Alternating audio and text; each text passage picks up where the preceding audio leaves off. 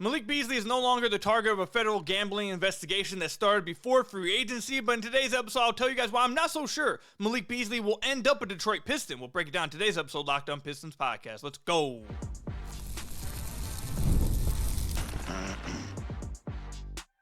You are Locked On Pistons, your daily Detroit Pistons podcast, part of the Locked On Podcast Network, your team every day.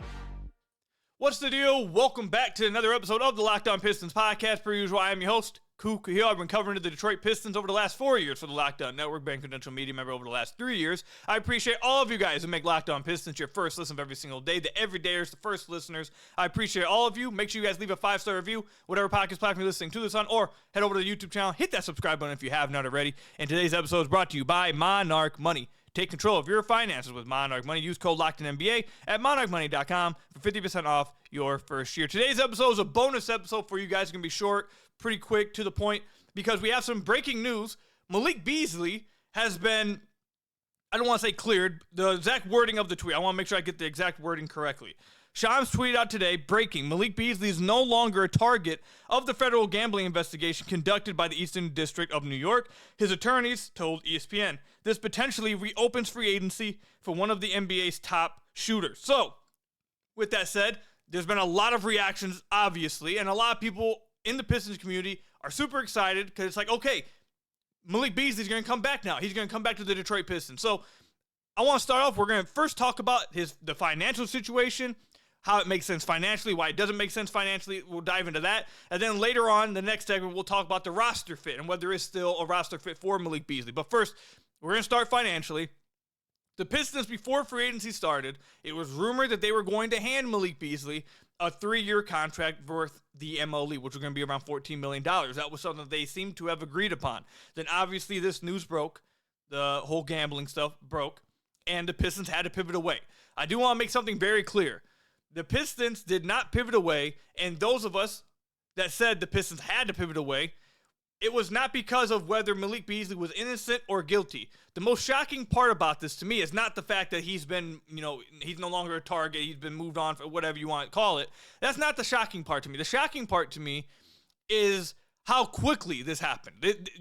Terry Rozier is still under investigation. That happened earlier this year. Like, these things usually take a long time, which is why the Pistons pivoted, which is why you guys had people like myself saying the Pistons cannot sit around and just wait for Malik Beasley. They have to move on. They have to pivot because you don't know how long this is going to take. Now, fortunately for Malik Beasley, it looks like it wrapped up pretty quickly.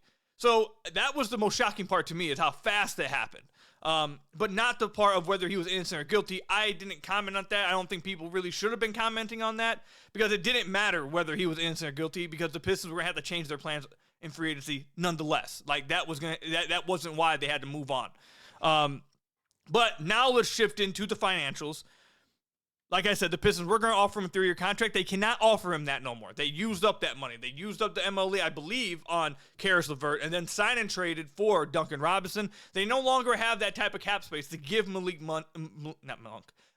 Beasley that type of money. The most the Pistons can offer Malik Beasley is a $7.2 million contract. Now, they could technically make this a multi-year contract, but Malik Beasley would never accept something like that. It would most likely be a 1-year, $7.2 million contract the Pistons offer him. That is the most that they can offer him. I do want to make this clear because I've already seen a lot of people in the community asking these questions, which is why I wanted to record this quick and get it out there for you guys. The Pistons can sign and trade Malik Beasley, but I'm not sure how that would really help because it's not like they can sign Malik Beasley to more than that $7.2 million to then trade him.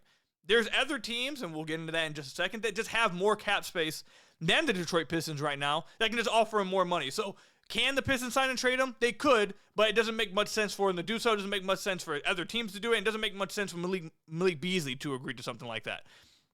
So that's where they sit right now. The Pistons are just over $21 million under the luxury tax, so that's why they have the $7.2 million available for him. That's the most they can offer him. As of right now, there are multiple other teams that have cap space that could offer Malik Beasley more money than the Detroit Pistons could offer him. You got the Brooklyn Nets, who have straight up $15 million in cap space they can offer him. You got the Charlotte Hornets, who have $14.1 million the MLE. Chicago, same thing, has the MLE at $14.1 million. Indiana has it at $13.5. Miami has a $7.3 million MLE. OKC has an $8.5 million MLE. Sacramento has a $7.3 million MLE. Washington has a $14.1 MLE. And our friend over at SUBSTACK, Keith Smith, says that Golden State Warriors could get involved and have some more money to offer him, or have more money to offer him than the Detroit Pistons, but they are currently tied up in the whole Jonathan Kuminga thing, so that makes it complicated for them if they were to want to get involved with Malik Beasley. So that's where we stand right now financially. My opinion on this, before we move on to Malik Beasley's, fit on the roster, if there's even a fit for him roster-wise, if I was Malik Beasley, and I'm nowhere near trying to really get deep into any of the stuff that we've learned about over the last few months, the reports, all that stuff. I'm not trying to get deep into it. You can just stay basic surface level with this. If I was Malik Beasley, and if any of this stuff that was reported on was even remotely true, and I just played the best year of my career, I'm not taking a pay cut to go back to the Detroit Pistons. If the Charlotte Hornets want to offer me $14 million, I am going and taking that. If Chicago offers me $14 million, I am going and taking that. Washington, I am going and taking that. Indiana, I'm going and taking that. Brooklyn, I am going and taking that. I am not taking a discount when I just played the best season of my career. And again, I'm not trying to get too crazy into it. I'm trying to just stay surface level. I want/need the money. I'm not taking a discount. Like that. If it was me, that's just me being straight up. I'm not taking no discount. It's not happening. I deserve this money. He deserves this money. He deserves $14 million. He deserves that. I'm not taking a discount, especially on top of everything else. It's not happening. So if it was me, I would not be going back to the Detroit Pistons. If I'm Malik Beasley, I love what I did with the Pistons. I love the team. I love my teammates. I love the city. I loved everything about my time there. But at the end of the day, I got to think about myself and do what's best for me financially. And if I was Beasley, I would be going to Brooklyn, Charlotte, Chicago, Indiana, Washington. Like, if any of those teams show interest, and apparently there's another team that has interest, according to Clutch Points, the New York Knicks, actually not Clutch Points, I'm sorry. Ian Begley reported it first. Where is he? He's somewhere in New York. What is this? The New York Sports Television.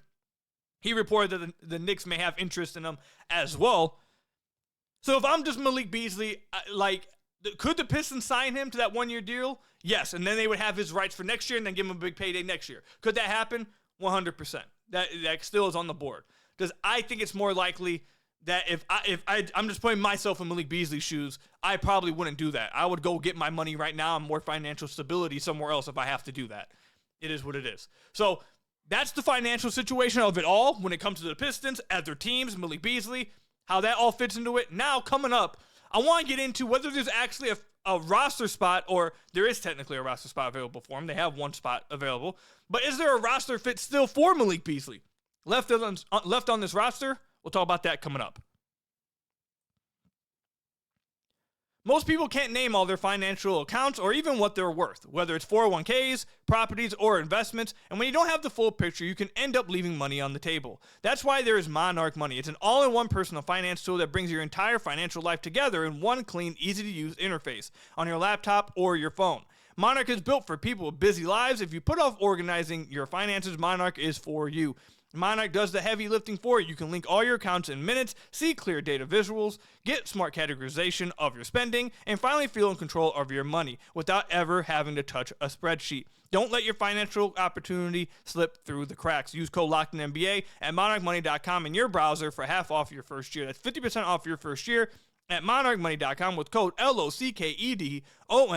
That's LOCKEDONNBA for 50% off your first year at Monarch Money. So I want to thank you guys again for making Locked On Pistons your first listen of every single day. We're free and available on all your podcast platforms. If you haven't already hit that, subscribe on the YouTube channel. Leave us a 5-star review, whatever podcast platform you're listening to this on. Another great way to support the podcast. Like I told you guys, this is a bonus episode. It's not going to be as long as our normal episodes. This will be our final segment. Just want to get this quick one out to you guys. You guys needed this update. You guys need this information. And, of course, I'm your go-to for all Piston stuff, and I take pride in that. So let's go ahead and get into whether there even is a roster spot for Malik Beasley. And I said this in the cold open. I'm not sure there's even really a spot for Malik Beasley.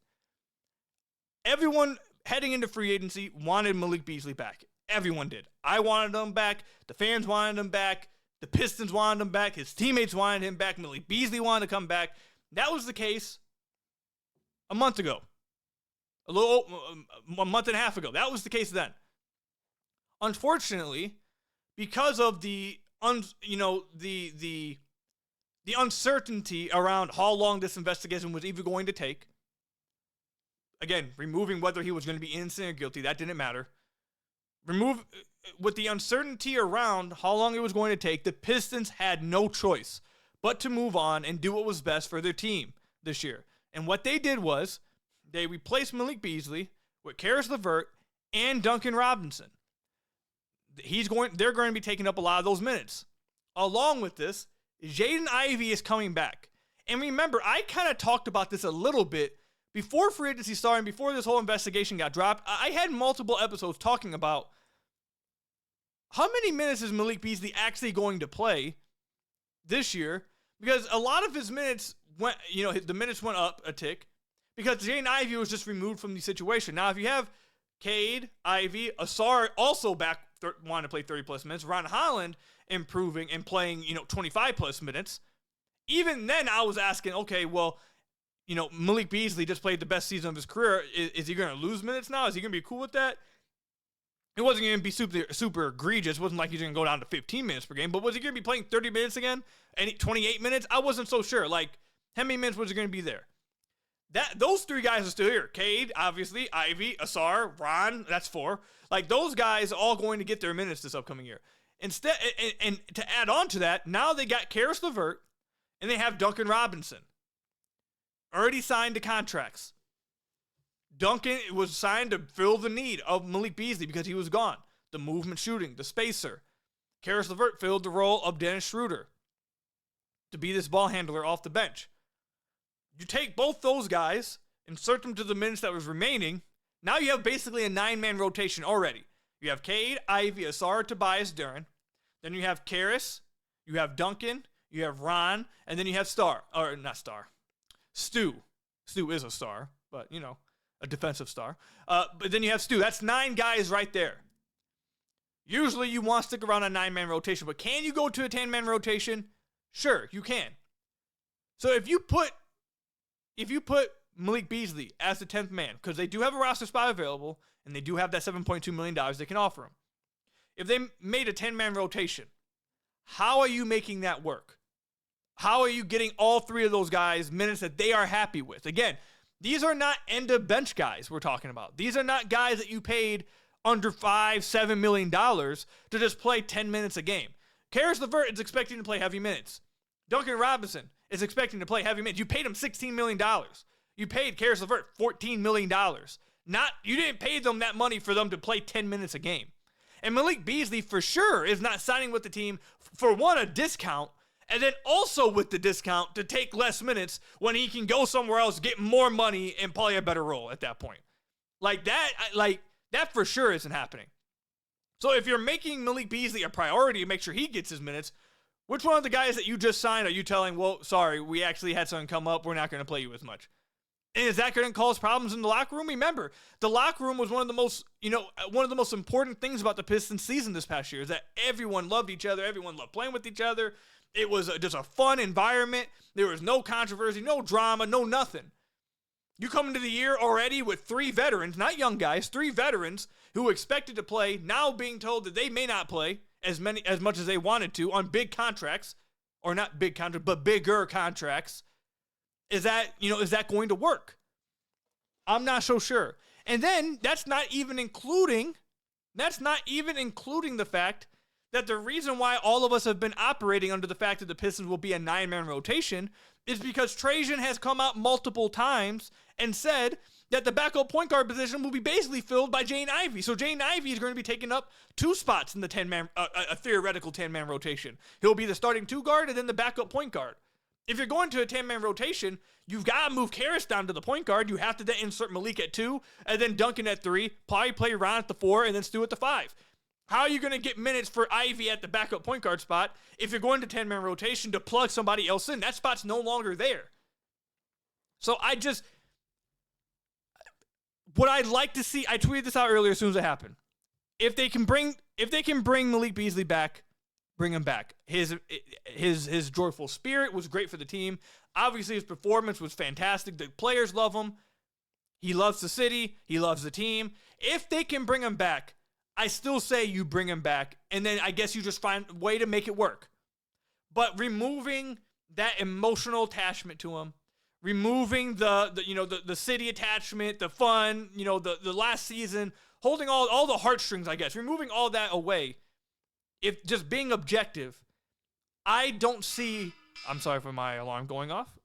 I had a meeting earlier. I had to make sure I was awake for it. You feel me? But being objective, I just don't see why. One, I don't see where he fits now at this point. Where, again, fits as in he gets his 20 plus 25 minutes a game, not 18, 15 minutes a game. He's not doing that. I struggle to see where he fits with that. I struggle to see where he fits with now the Caris LeVert, Duncan Robinson being brought in to fill some of his minutes. I struggle to see Malik Beasley taking a discount when there's other teams that could be interested that will give him more money. And then I also struggle to see why Malik Beasley would then take a discount financially while also taking a cut in minutes when he can go somewhere else that can, one, pay him more and play him more, or at the very least pay him the same as the Pistons and play him more. Like, if he comes back to the Pistons, you're basically asking him to take a cut financially and minutes-wise and role-wise. And coming off the best season of my career, I would not be willing to do that. So I'm happy for Malik that he's been cleared before the season starts, because this allows him to still play this year and allows him to at least get some payday, possibly from another team. I'm very happy for him. It's good for him. And the people who leaked this out and the fact that this happened right before free agency, honestly, I would be looking for some kind of action to be had, because they screwed him out of a lot of money. That is very tough and unfortunate. I would be furious. Removing all that, though, I don't know. I'd love to have him back. If they can have him back, if he wants to come back, go ahead, do it. I'm not saying you shouldn't do it. From Malik Beasley's point of view, I just don't see how it makes sense. Like, if I was in a shoot, I just don't see why he would do this. And then from the Pistons' point of view, there's some risk involved, because I don't know how you can keep all three of those guys happy with the minutes that they would then be given. And I don't believe, this part I will come back next episode and fact check with you guys, but I'm pretty sure you cannot, it's not like they could trade these guys that they just signed until December, I believe. Like, December 15th is when recent free agents can be signed. At least that was how it was previously. I will fact check that for you guys next episode, but I'm 90% sure that's how it goes. So it's not like they can sign Malik Beasley now, they can just go trade Caris LeVert and Duncan Robinson now. Like, that's not how it works. So we'll see what happens. Hopefully we see, I think we are going to see Malik in the NBA this year. That's great. I'm extremely happy for him for that. I hope he gets his payday. I hope he gets paid. If it's another team, I hope it's a long-term commitment. I hope he gets his 3 years, 14. I hope he gets it. And if he comes back to the Pistons, fun. I'm going to be happy to see the shimmy after, every May 3 he gets. I'm going to be happy to see it again. But I'm going to be interested to see how this plays out for him, because there's a lot of questions that I'm just not sure are worth it for Malik Beasley, to be honest. So let me know in the comment section down below or over on Twitter at Ku Khahil. How do you guys think this is going to play out? And if you guys were in Malik Beasley's shoes, would you guys take a discount money-wise and then also a potential discount role-wise? And does it make sense for the Pistons to do this?